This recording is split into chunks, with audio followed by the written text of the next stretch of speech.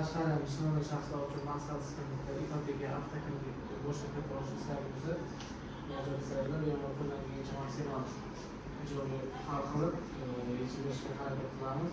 Hozirgi kunda Milliy bank tizimida bir qancha kredit mahsulotlari mavjud.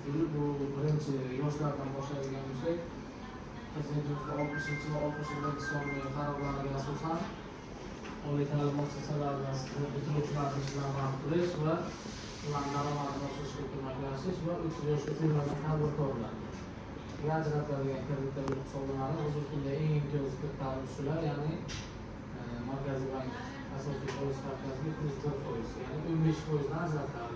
Hozir eng arzon kredit mahsulot shu 15% dan oliy ta'lim tashkiloti bitiruvchisi, ya'ni institut bitiruvchilariga bitirganiga 3 yildan oshmagan bo'lsa bo'ladi. O'tgan yil bundan oldingi bitirganligi ham qanaqadir faoliyat bilan shug'ullanaman, ishlab chiqarish, xizmat ko'rsatish, savdo, xohlagan faoliyatda qonunchilikda belgilangan faoliyatlar bilan shug'ullanish istagi bo'ladigan bo'lsa, shularga aylanmalar bilan to'ldirish uchun yoki bo'lmasa asosiy vosita, ya'ni jihozlash faoliyatni tashkil qilish uchun kerak bo'ladigan asbob uskunalar, jihozlar sotib olish uchun 15% dan kredit mablag'lari ajratiladi.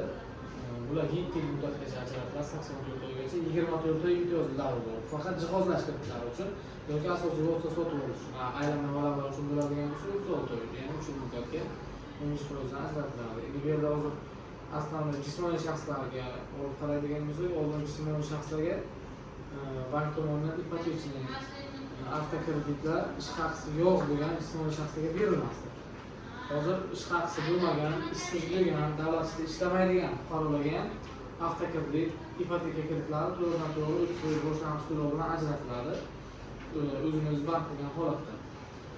Xo'p, bundan